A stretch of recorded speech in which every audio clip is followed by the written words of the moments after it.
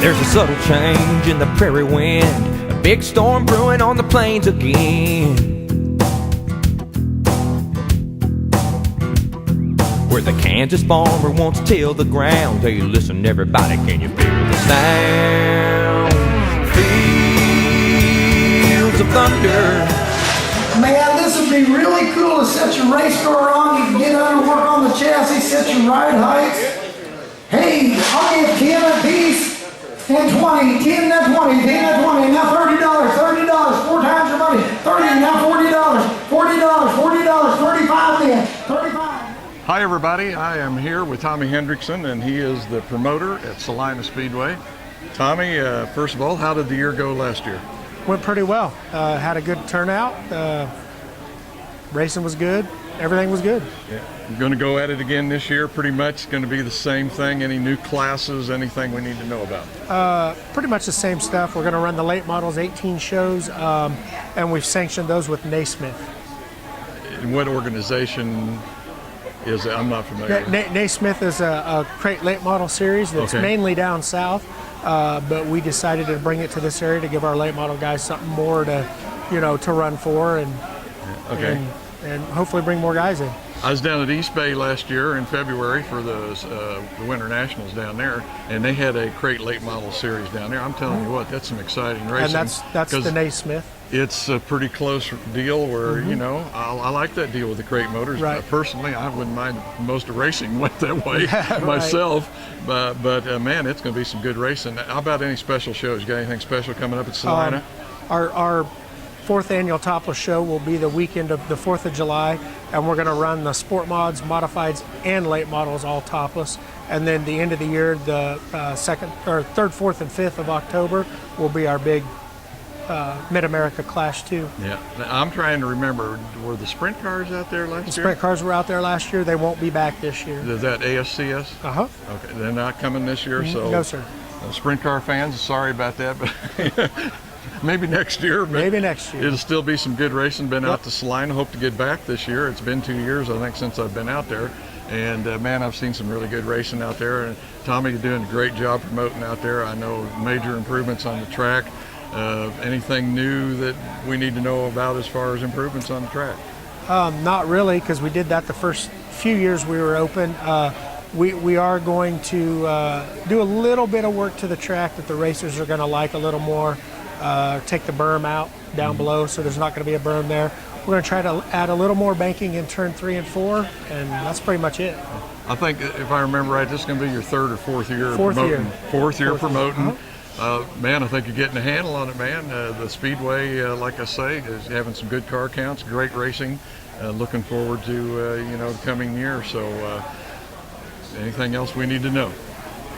Nope. April 25th we open up, so come on out and have fun. That's what I meant to ask you was what the opening date was. So April 25th, everybody write that down on your calendar, because Salina Speedway is going to be at it again. Lots of good racing. Come out to Salina. Tommy, thanks a lot for your time. Thanks. Appreciate it. We've got Jeff Carney here from Thomas County Speedway in Colby, Kansas. Jeff, how'd the year go last year? It didn't go too bad. We were up on car count, and as our second year, we had a lot better year than our first. I think a lot of learning curve there after the first year. Oh, no learn kidding. What not to do a little bit, you know. So. What makes everybody happy? Yeah, that's hard to do. Yeah. I don't know that you're going to make everyone happy, but if you get more than the majority happy, I think you're doing good there. Yeah. Now, is this a fairground speedway? It is a fairground speedway. Okay, I'm from Kansas City, so that's kind of a little different beast for me. Most of the guys around Kansas City all loaner tracks, but this fairground stuff. How does that go as far as working with the fair board and stuff like that? Is that a pretty easy situation to work with? Not so much. Remember, they're going to see this. I know. Our fair board has been their budget's been cut a lot, so therefore it affects you. It affects us a little bit. Yeah. So I don't think it necessarily the board itself. I think financially is where we struggle. Right. Okay. With support from them. So. Yeah. Also, I wanted to ask you, I presume like most of the fairground speedways out here, it's an IMCA. Yes. Yes, we are IMCA. We do have a class that is a local class. We run there and at Sherman County Speedway, and then down at Lamar. Okay. It's a beginner's class, kind of help get them excited into it without having to have a huge budget. A huge budget. Well, I'll tell you what, that's what we need in all of racing right there. Let's cut the budgets back a little bit. But anyway, what's the schedule looking like this year? When will you guys be firing up? We're at a little bit of a disadvantage. We don't get fired up until May 11th because we are a shared fairgrounds facility. Yeah. So we fire up May 11th, and then we will end August 24th. Okay. So we probably have one of the shortest seasons out there. Yeah. We have 8 races scheduled. That's IMCA. We're going to hold an enduro race on July 5th. And then we've also got Kenny Schrader coming in on July 20th, doing a BSD show for that. So a lot of, kind of looking forward to seeing, see if we can't make a thing a little better this year. I was going to say, that'll draw some folks in, getting Kenny out there. Yeah. Man, what a pleasure to watch that guy race over the years. I've seen him run everywhere, it seems like, and every kind of car. Before he got into NASCAR, quite a thrill to watch Kenny race. But any special shows now that you'll be having into the season or later in the year? The Kenny Schrader show, July 20th, is going to be our special show. We also have the Jeff Hartwell Memorial Race. He was a local driver who passed away with cancer. We have that as our final show, August 24th.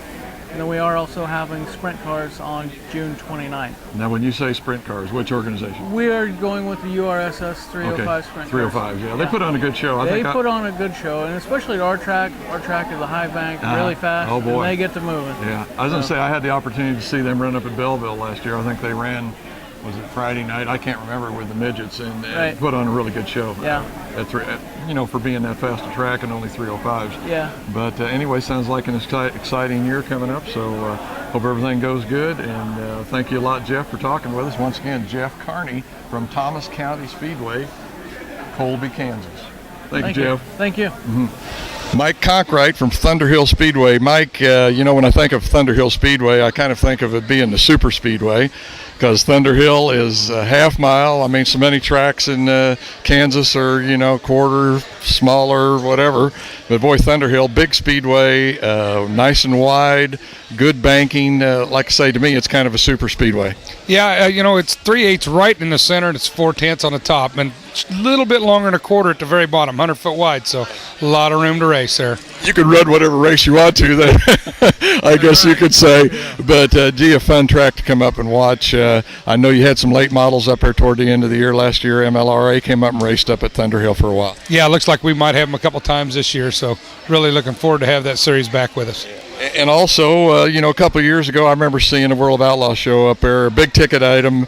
I know, man, you got to have some deep pockets for that, just to get the guys in there. Any chance we may see the World of Outlaws at Thunderhill? So. Don't have them on the schedule at this point. There may be some time in the future that we might be able to work something out with them, but that's kind of a pricey game, At this point in the game, we're just going to kind of stick to the weekly stuff and get the program built back up and kind of go from there. I was going to say, you guys have certainly been doing that up there, since you all have bought that. Why, Thunderhill Speedway, I think, is pretty much back on the map, you could say, because there for a while I think things were getting a little thin and dicey, but you guys have really, made a good race program up there, and, getting the fans back out and a good car count. Well, I appreciate that. Our family works very hard, and so does all our employees, and I got to shout out to everybody there that's put in and all. Ain't a one-man deal, is it? No, sir, it certainly is not. And there's a lot of volunteers and a lot of people behind the scenes that have really helped to make Thunderhill what it is, and it's a very special place. Like I say, I enjoy coming up there. Don't quite get up as much as I like to. Believe it or not, from Kansas City, for me, it's probably the second longest trip that I have as I go out and shoot, because I think it's an hour and a half or hour and 45 minutes from Kansas City for me. Not to drive anybody off on that deal, because it's worth the drive to go up there, because you're going to see some good racing. But I guess IMCA will be the standard again this year. Oh, yeah, it will be. We signed another 2-year contract with IMCA, so looking forward to coming up for 2014. Yeah. What's going to be the opening date for 2014? Be April 26th. Be our opening date. Yeah. What about special events? I know it's going to be a regular IMCA program with what was it, 4 classes or Yeah, we'll have 5 modified stock cars, sport mods, hobby stocks, and the sport compacts. We'll have a special in May with the Don Garsh Memorial. This will be the 20th year for that. We got some pretty good plans and some pretty good pay on tap for that. The Corvette Memorial will be in July again, and I believe this is the 18th for the Warren Covert. So got some long-standing relationships with those families and the races there. And looking forward to that. And then we'll have a couple MLRA races, like I said, thrown in the mix, and then wind up the end of the year at Thunder on the Hill both days. That's always an exciting race. I've really had a lot of fun coming up for that. Sometimes can get a little cool, but still the racing action is still plenty warm on the track. Yeah, exactly. The past couple of years have been pretty chilly, and I think we're probably going to move it back a little bit this year. Okay. Get a little closer to the race season itself. I was going to say, by that time of the year, race fans are kind of cool anyway sometimes, and if the weather does that too, it kind of makes it a little tough, but some great racing for that Thunder on the Hill. I didn't make it this year, but I have several times in years past. Always an exciting event, always enjoying coming up. Mike Conkright from Thunderhill Speedway. Mike, I hope you guys have a good year. I know the racing's going to be great because, man, you got some great cars and drivers and, of course, a terrific track for them to run on. Well, hope it goes good. Thanks a lot. I appreciate it. Come back anytime. Okay. Rod Benkin from RPM Speedway here in Hays, Kansas, which is where we are this weekend. Rod, all I can say about RPM, I think I've only had the opportunity to be out there maybe one time. I think I come out for the Fall Nationals 2 years ago and wanted to talk to you that night. But, man, you were a busy guy because there's a ton of cars here that night, as I recall. That's a big race for you guys, isn't it? Yeah, it's one of the bigger races in the area, and it is a tough event for us, but we pull it off. Yeah. You know, I think one of the things about RPM that I see and hear, having the opportunity to be around racing quite a bit, I mean, really, boy, this racetrack right here is kind of becoming the star of the plains, I guess is what I want to call it, because, man, a big show, big car counts on Saturday nights for you guys. Yeah, we've had good car counts. Last year I had a little issue with the racetrack and had new dirt surface put on it, and I didn't get on top of it until there towards the end, and we learned from it. But this year coming up, we know what we're doing, so we'll be back to a smooth, racy racetrack again. I presume you probably had the same problems they did in the spring just about everywhere else around the Kansas City area. Man, it was just a wet spring, just a lot of tacky tracks. Did you have that trouble out here in the middle of Kansas? Yeah, we did, and especially after putting this new clay on here, this stuff is like a sponge. It'll soak up every drop, and it does not evaporate. It stays tacky, and it gets spongy if it gets too much moisture. So we really got to stay on top of it with packing and how much water we put on it. But when it rains, it's a task then. I was going to say, spongy usually means groovy. When it's groovy, it usually means broken race parts. So, that usually brings a lot of complaints and problems like that. But just one of the things the promoters got to deal with. Yeah, as a racer myself, I hate seeing, cars get tore up. And I felt for him, and it wasn't unintentional at all. I just, it took me a while. I mean, I'm human too, and it took me a while to get on top of it. But I think with the crew I got, everybody here at RPM worked hard on it, and I think now we got it under control. I was going to say, dirt kind of has a mind of its own. It seems like in different parts of the country, it's just a different situation. But like you say, it can cause some problems. But answer me this, Rod, when is the season going to open up at RPM? Well, we'll start the season off with our banquet February 1st for last year. We'll have our good banquet for everybody, honor the top 10 in all 5 divisions, and have a great time. And then on March 15th, we'll have our car show again downtown. And then that afternoon, we'll move everything out here for a test and tune. And then I believe on March 27th, we'll have another test and tune on a Thursday night. And that'll lead into our 2-day Sunflower Classic, which is a complete show for all 5 divisions each night with extra money involved. So we actually start racing on the 27th. And then April 12th is when we'll actually start our season for points here at the racetrack. I know it's a long summer, man. It's got to wear on a guy because I know how I am just doing the video part of it. Boy, by the end of the summer, you're really kind of done, or hoping that it's going to be done. And then that's when your biggest race is. I know the race has just grown in stature. I know it's been on XAN, I believe, pay-per-view the last 2 years, if I remember right. So that's got to show how popular the race has become. And then to have it at the end of the season, man, it's got to be a handful. I think we talked a little bit about how much you got to do for that. But like I say, becoming a big event. Right, and then putting it on the pay-per-view is helping because, you know, we're getting cars from 13 different states, cars from Canada. It lets them people that are race fans for them guys traveling down here have a chance to watch their favorites race here on a track that, you know, so it's great for us. The exposure's great. It's helped us, you know, continue to grow that show and everything else. And we also put on pay-per-view when we have our Mod Mania there in July. And again, that's in the works this year.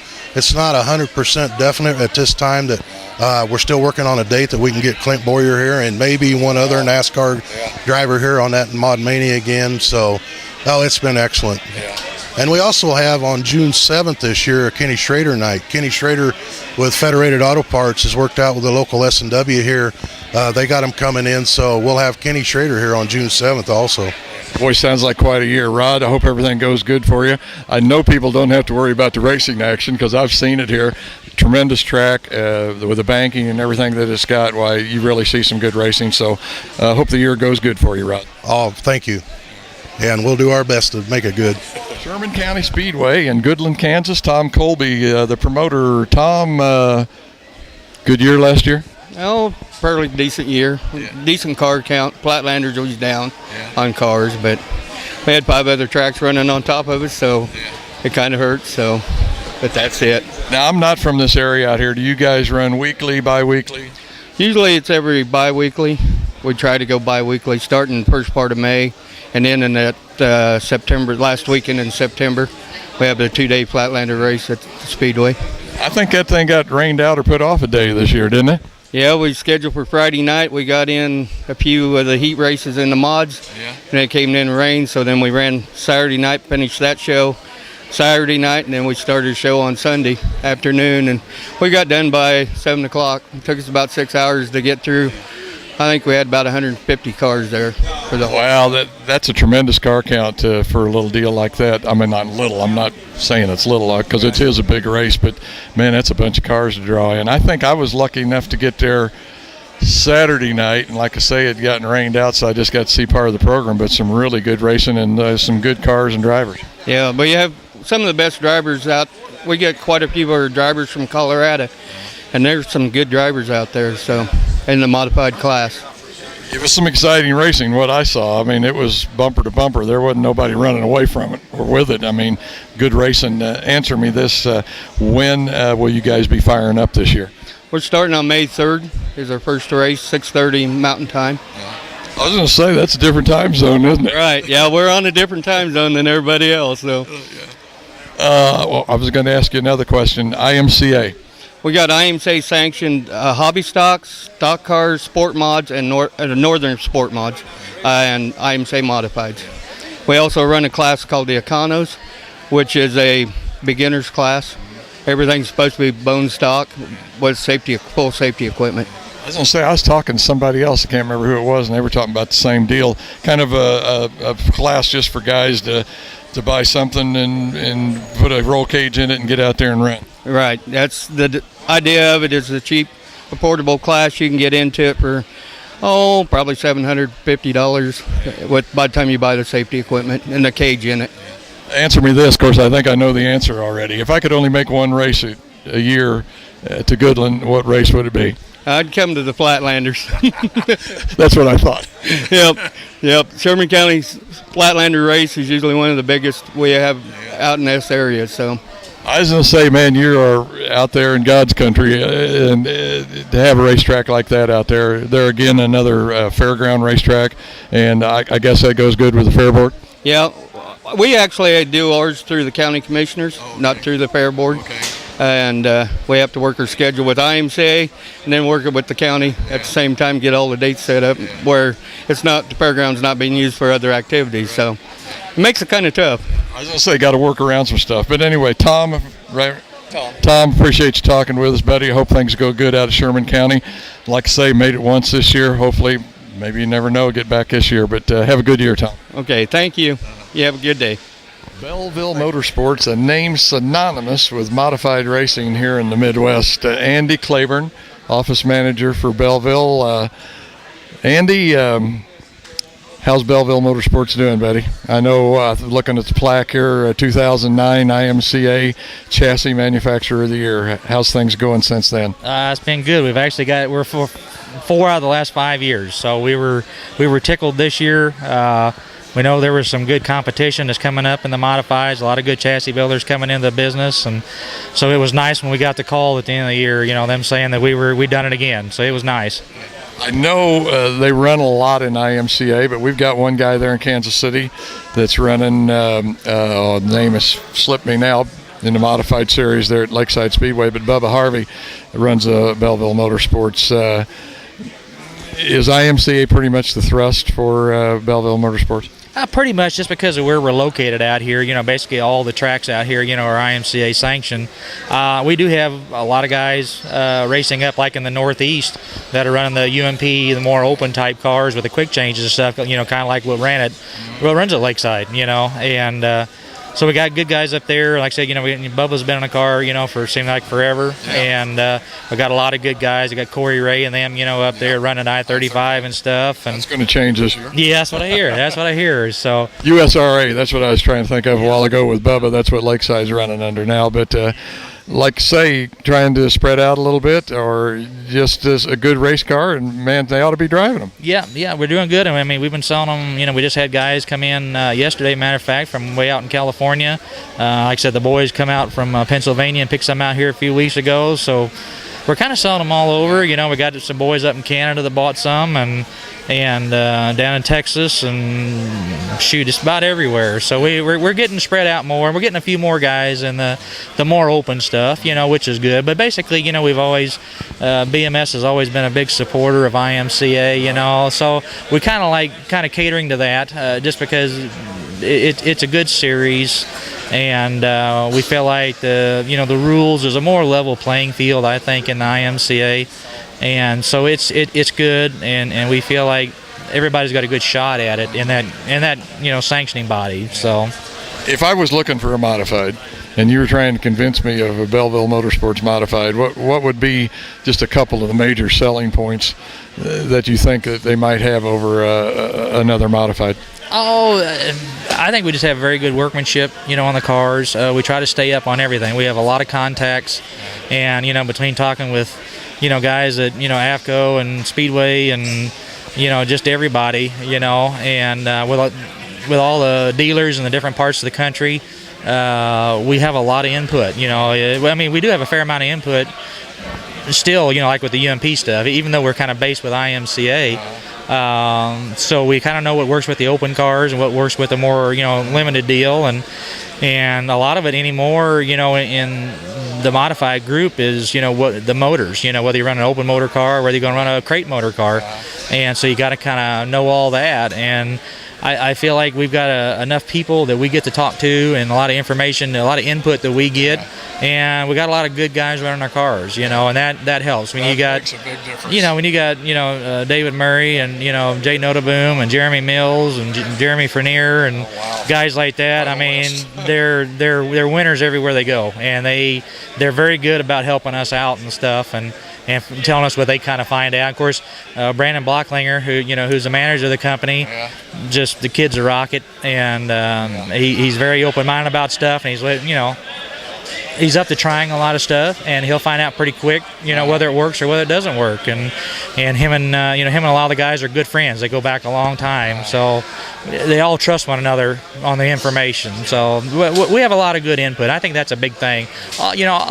Most of the chassis builders anymore, all the cars are pretty nice. Nobody builds junk, and so it is the information anymore, really, what you can find out.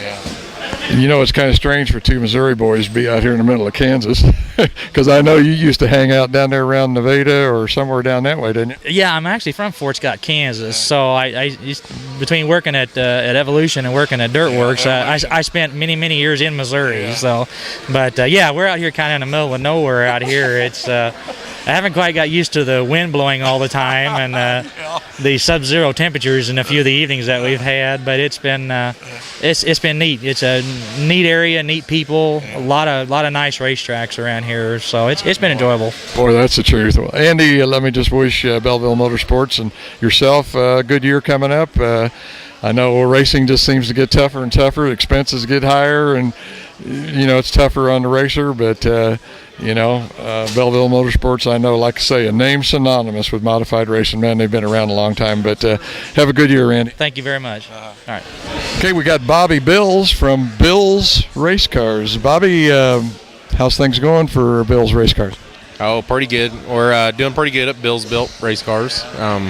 It's been a good winter. Cars are going good. We had a strong season last year, and we're doing pretty good, I guess. You ever keep track of any winter thing over the year? How it goes? How many feature winners you have with the Bills Built? Oh, we try. We got so many though that funnel in off and on that we don't keep exact numbers, I guess. No. I mean, I know certain guys win. Ricky Alvarado won 15 races last year out of the 20 he started. But as far as the total number, no. I was going to say, I know it's a lot. Let's just put it that way. And I get to see you at tracks around. Is that kind of one of the things you do as being a car builder, is kind of get around different places so people can get to see the car? Yeah, I like to try to go everywhere to get involved with my customers and try to help them out as much as I can, be there, go to the places where they race so I understand what they're racing on, different surfaces, different tracks, and help out as many of them as I can. And it's we were talking here just a little bit before we started, and it's kind of pretty even split between IMCA and open modifieds. Yeah, we do both the outlaw mods and also the IMCAs. Do a lot of IMCA. I was noticing here on the banner here behind us, one of the things up there was 24-hour service, tech support. Now I would think that's got to be an important deal. I know down there at Lakeside Speedway, we've got Tim Carrick that runs the Skyrocket, and I can't tell you how many times I've been in the pits. Now, have you had this happen? I've been in the pits after a heat race or something, and he's having a hard time, and he's on the cell phone talking to Kelly. Do you get that? Oh yeah, every weekend. I get calls at midnight on a Wednesday. People scaling their car, have a question, and I answer. So yes. I was going to say, man, I was talking with somebody else earlier, and it's kind of a threefold deal. It's one, being able to afford that good equipment. Two, understanding how to make it operate and connect up with the track that you're running on. And three, having a driver that does it. So you're kind of in that middle deal. When they buy a race car, does anybody get an instruction booklet with it? Yeah. Well, we got a base guideline that we give them to set the car up with, and kind of let them take it from there. And then basically what I have them do is go out, drive the car, see what they want to change, what they like, what they don't like, as far as handling to fit them, because everybody drives different. You can only give them a base setup and then tune them from that point. So yeah, there is kind of a booklet, I guess you could say, to start out with. So, but it's only a starting point.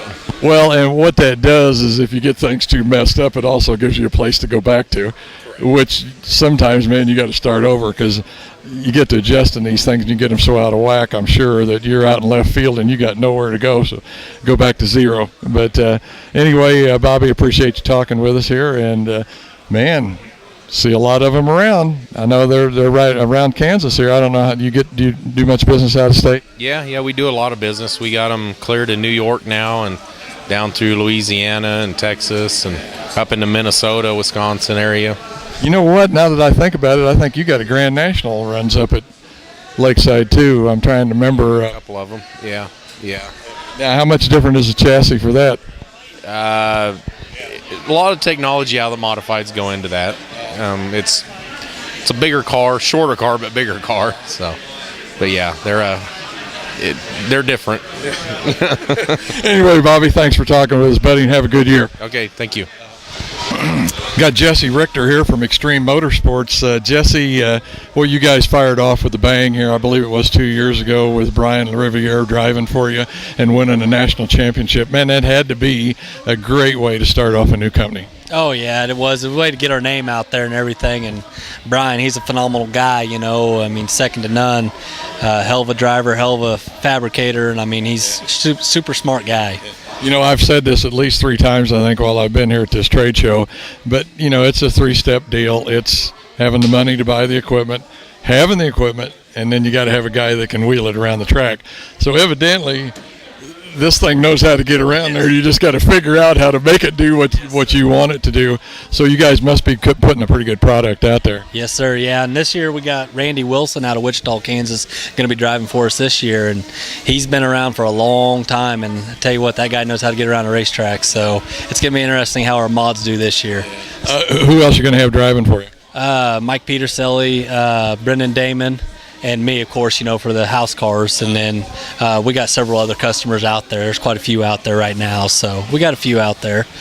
I was going to say, part of this business is, like you say, having some good drivers that can give you a lot of good feedback, because as we all know, man, it's an ever-changing technological nightmare, or whatever you want to call it, in racing, because it seems like every racing season or every month or every 2 months there's something new somebody's trying or making work, and man, you've got to stay on top of it. Oh yeah, I mean, every race you're learning something new, changing something. And we get, you know, like I said, we get several guys out here and there and trying some stuff, give us some feedback, and then we can kind of go off of that and then go from there and just keep trying to make our stuff better and better. So it's a challenge. Would you say it's a fair statement to say that most of your business is IMCA, or do you guys kind of spread out a little? Yeah, it's mostly IMCA, modifieds and sport mods. I mean, we don't really get into a whole lot of other stuff. I mean, we want to, like USMTS, but we really don't. We race, obviously, with them, but nothing. We don't build nothing for them yet, so we'd like to get in that. It'd be nice. Well, Great Bend, Kansas, man, you're right in the breadbasket of IMCA here anyway, because between Nebraska and Kansas and Iowa, why, you know, it's all within reach. You guys, do you have some sales out of state? Yeah, we got a couple in Nebraska and stuff like that. I mean, it's not really too far yet. I mean, we're trying to branch out a little more and more, trying to get our name out there. But, I mean, there's a few here and there, so mostly Kansas right now. So I was going to say, it's a thing of getting known, and like you say, getting it spread out a little bit. It's kind of hard sometimes getting be known out there, but success breeds more success. So we wish the best for Extreme Motorsports here in the coming year, and hope you guys do good. Thank you. Appreciate the business. David Brin, Director of Division Development for IMCA. David, I guess how I'd like to start this off, I want to talk about IMCA. They're kind of the Lord of the Rings, you might say, here in this part of the country. And when I say rings, I mean racetracks, because, man, you've got a ton of IMCA racetracks here in the state of Kansas. We do have a ton of racetracks. Except for the southeast and right at the edge of Missouri, we're pretty much every racetrack in Kansas. 81 Speedway in Wichita would probably be the other one that's not IMCA sanctioned. So Humboldt, yeah, down in the southeast. We drew a line from Wichita to Kansas City to the southeast. That's not us, but everywhere else. I was going to say, it's still a bunch of racetracks. Man, that's got to be a big job to handle all of that, although IMCA has been around long enough now that, man, you guys have got such a good rules package, and you know, just have the whole setup going so well that it's probably not that tough to do, is it? Well, it's a lot of work and a lot of legwork, and when you have a lot of customers, you know, racers and racetracks both, and our sponsors and partners, it is a lot of work. And I talk about the off season. People are like, "What do you do in the off season?" I'm like, there's no off season. It's just different work. But consistency has helped us stay around a long time. Cost controls have helped us, and the parity between the cars. That's what drives our rule-making decisions. And someone came in and asked me earlier. They said, "What are the big changes this year?" And I said, "There aren't any. There are very few changes." And that consistency, I think, is comforting to the racers for the money they've invested, and for racetracks knowing that those same cars can continue to come back and race. I don't know that we could say that IMCA is the final answer for racing, but it certainly needs some, because racing expenses and what have you have really, it's gotten out of hand for the racers, and it's also getting tough for promoters and track owners. And in my mind, what I see is IMCA kind of gives all of that some stability and gives it a framework, I guess is what you could say, to work in, and it seems to help everybody out. Right. We are weekly racetracks. We are not big touring series, and we're not professional racing. We are weekly racetracks, and so our conservative rules packages and our consistency year over year really play into saving money and keeping people racing. So, which is, in hard times, has served us pretty well, because at this point in time we are bigger than ever, have more racetracks than ever, and more racers than ever, and more than everybody else. And so we're going to try to stay ahead and try to get it right. And even my position was created because of the growth. And so on any given weekend, we could have as many as 15 people, including our region directors and tech people, etc., on the road at racetracks. And that helps. FaceTime and Exactly. being on the ground and moving and making appearances and helping racers, racetracks both is a big deal. And it is a lot of work, and we're getting that done, I think. You know, I think that's one thing I see about racers is, like you say, they need that FaceTime from officials, because I think what they're thinking is, well, if I'm going to try and run legal, I want to make sure everybody else is too. And sometimes when some guy's winning or whatever a lot, you know, you get to thinking, well, he's not doing it. But that's what I think IMCA comes in. They really make that playing field level for everyone. Right. We try real hard. When I go to racetracks, and Tom Gutowski, our competition director, and our region directors and other people, we train a lot. And I know I'll talk a tech guy's ear off. You know, I don't know when I'm going to see him again or how many times I'll get to see him. So when I'm with him, I want to make sure he's on board. And consistency in the enforcement of the rules is really what I shoot for. I try to make sure that everybody I talk to, I try to help them the same, so that they do it. We're all doing it the same way. So when you go from track to track and from year to year, that guy is you know, he's watching your investment. Right. Racers make big investments, and they don't make big investment to get beat by cars that aren't legal. And so we put the challenge out there, and it has limits, and the limit should be made up by the driver. I mean, theoretically that's how it works. So if all the cars are extremely similar, then the driver should make the difference, and they do. That's what you want. You betcha. What you're looking for. Look at the names of consistent winners, and you're not surprised they are consistent winners. They are good racers. To me, the other part of that is they're not only good racers, but they learn how to set their cars up to each given situation on a given night. And to me, that's another big part of it. Good equipment, knowing how to set it up, and a guy that can drive it. To me, that's the big three parts of racing. And like I say, just if IMCA can keep the field level, then that's what you're going to get, is those guys are going to be consistent. Yep, that's what we try to do. You do have to have all the pieces of the puzzle. You got to have something good enough to race with, and you got to have the right setup, and then you got to be able to, you know, be good enough to wheel it. And so you're right, a guy's got all the pieces of the puzzle. Okay, talk just a little bit about changes this year. Nothing, no changes whatsoever. I was thinking I was on a website somewhere, and I can't remember whether it was crate motors or rear ends where you can change the gearing or any of that stuff. Nothing. Very little. The crate engine, because of limited horsepower, the crate engine, which we've had crate engines in our sport mods and hobby stocks for a while, but we introduced the 604 crate engine in modifieds, and it's typically 200 plus horsepower underpowered. However, that seems to suit our car and our tire very well. Yeah. They've been pretty successful with them. And so we had a 3-inch spoiler on the back, and so we took a third of that away and cut an inch off of that spoiler to try to even the playing field a little bit, even though we did a lot of testing and everything in between when it got across a bigger market across the country. And we're paying attention. When we go to the racetrack, you know, we're taking note of what goes on, and with the communication and social media and things like that, information travels fast. So we put all that together to come up with our decision-making process, and so we decided to take a little spoiler out of that, out of the crate engine, and we kind of clarified some things like bump stops and suspension stops and other things this year. No quick change rear ends or anything. We're still sticking with the 9-inch. It's a proven piece, and everybody has one. And when we look at big changes like that, we have to realize who are already our racers. How do we service them? Is that good for that guy who has a rear end and probably has multiple gear sets? What's he do with those? So far so good. It hasn't been killing us. So Looking forward to the coming year. I have one other thing just popped into my mind as we were talking. I thought I heard something about Kelly Shyok might be running some IMCA this year. I think he caught a couple of races at the end of the year. Do you have any information on that? Well, I was at Thunderhill in Mayetta, Kansas this year, and Kelly was there, and I think Kelly has a lot of customers. I mean, he's obviously a good racer, and so he's got a lot of IMCA customers, and while there are touring series and other things out there and other sanctions, I think he's got a lot of IMCA, so it's probably good for him to be racing with us and racing what his customers are racing, and so yeah, I'm excited to see him, and in the world of modified racing. I mean, that's a big name and a long time.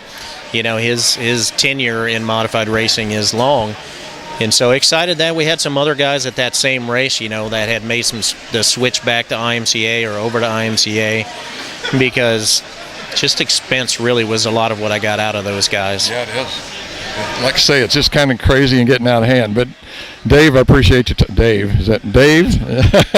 My brain is going south there on me. Dave, I appreciate you talking with us, and I want to wish IMCA the best of success.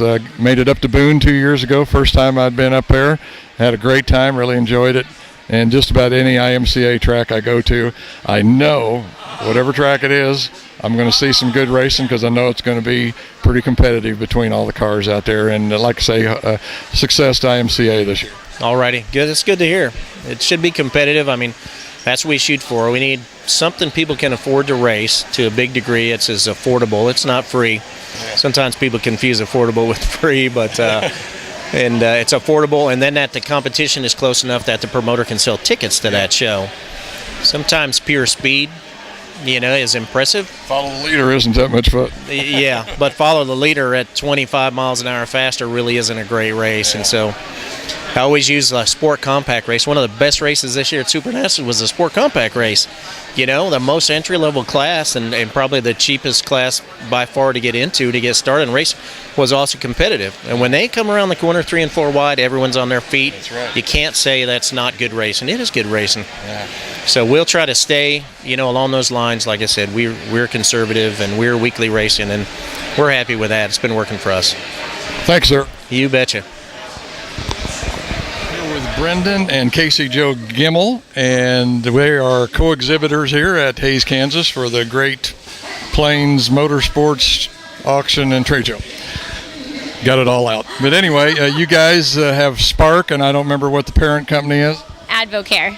Advocare.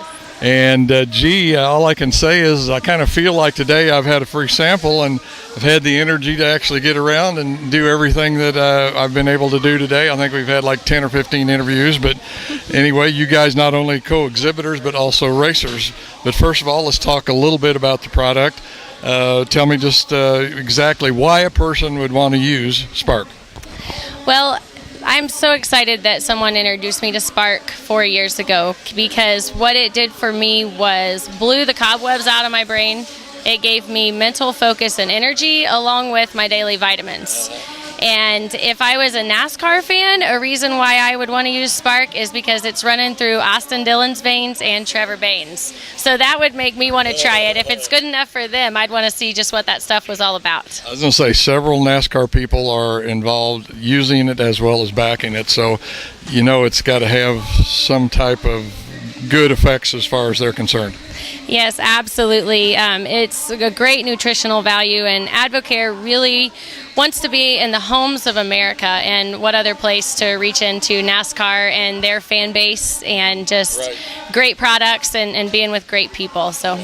Okay, we're going to switch over to Brendan here. Brendan, last name Gimmel. I think that name is kind of well known in motorsports. The guys have been, your father and grandfather have been racing for quite a few years. Both of them their whole lives pretty much, and now me.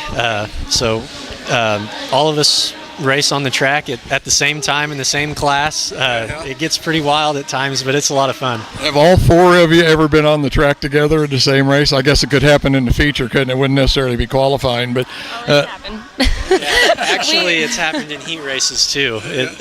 We hate when that happens, but it's fun. I was going to say, that's got to be interesting around Thanksgiving and Christmas when you're all around the same table together. It makes for a fun time. And in that heat race that he was talking about, Brennan and Van were dueling it out for the win, and Troy and I were trying to get that last transfer spot. So we made an exciting B feature out of it, and they got to go on to the A. Well, that's got to be great to have it all in the family like that. That has got to really be interesting. I'm sure your family members also enjoy that too. But Brendan, I think you were saying you had a good year this year. Tell me just a little bit about how you ran this year. I think we won 7 shows this year, and my dad won, I think, 4, and my grandpa won 1. So overall, it was a good season for all of us, and got 1 or 2 special show wins, but we're just ready for 2014, and hopefully we can crank out a few more wins. Now, you guys are from Oklahoma, but you run a lot up here in Kansas, and some down there, mostly IMCA, I presume, and we'll let Casey Joe. Yes, we were both born and raised in Oklahoma. We currently live in Wichita, but we race in northwest Kansas as well as at the Thunder on the Hill in Mayetta. And just anywhere, we want to go support the IMCA racing, and just it's a great group of people to be around. Well, guys, all I can do is wish you a lot of luck for this year, and I hope the Spark deal goes good. Avocare, I'm getting it down, Avocare. So enjoy yourselves this year, and thanks for talking with us. Thank you. Awesome. Yep, thank you for reaching out into the community and taking racing into the homes of those who don't know what it's all about, because it's a great experience. So thank you for that.